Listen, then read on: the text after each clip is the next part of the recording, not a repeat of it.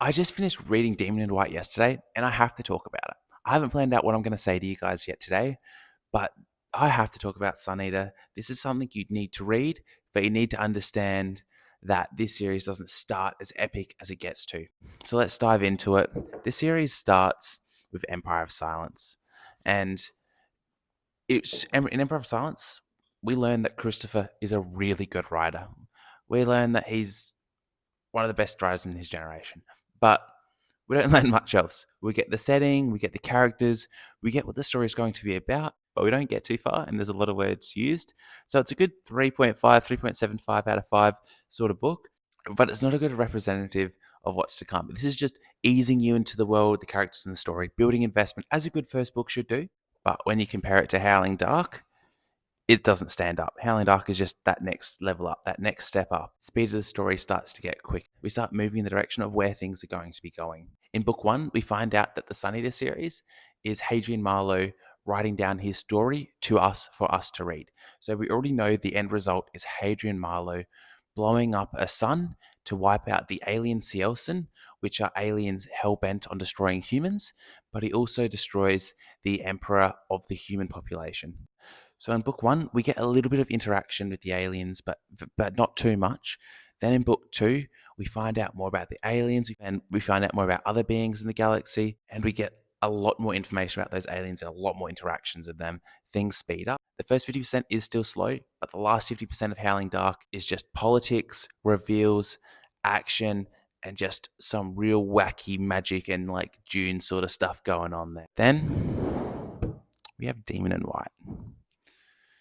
And this is just where things get crazy. Hadrian's influence just keeps going up, and Hadrian's story just really gets super interesting. We get two massive battles, one at the start, one at the end of this book, and then in the middle we get a ton of politics and research and reveals.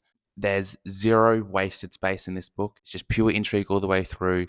Now that we know who the characters are, how the travel element works, how the time and space works out in this book, Christopher doesn't have to baby us anymore, and he can just jump from point to point really quickly and tell his story so much quicker. So the pacing just gets turned up, and this is just where things get super good. I thought Howling Dark was incredible, but Demon in White blows that out of the water. It's just everything you want in a space opera. There's a ton of action, but it's always for development of the plot, the characters, and the story. So it's not just action for action's sake, like some books I read recently. It's always progressing the story and moving things forward. It's always purposeful action. And then the politics are just super interesting. Sometimes when I'm reading like the politicky sort of chapters, it's like nails on a chalkboard because you're just getting annoyed at the politics of the system because you're just so invested in Hadrian's story. You're like, oh, come on, just pay attention. And these people of power are just so frustrating sometimes. So Christopher does a really good job showing the politics of this world. Then, Hadrian is a scholar. So there's some scholarly sort of research going on. So there's a mystery element building to a reveal. Oh, there is so much to love in Demon in White. If you haven't checked out Sun Eater yet, you really must. I'm assuming that not every book is going to be as good as Demon in White to come. I'm assuming the series is going to have to slow down a little bit so that it can build up to the high that Demon in White was again. Because not every book can just be go, go, go. You kind of need peaks and valleys, just like you do with a good song.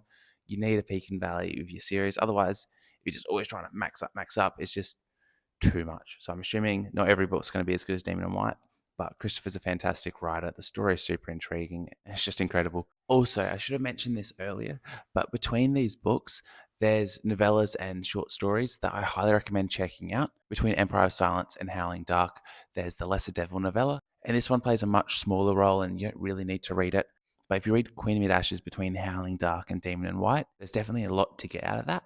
And also the Tales of Sun Eater Volume 1, the first story in that is definitely something else I'd recommend checking out before jumping into Demon in White. It's not necessary, but it's something you can do. Thank you so much for watching. Have a great day.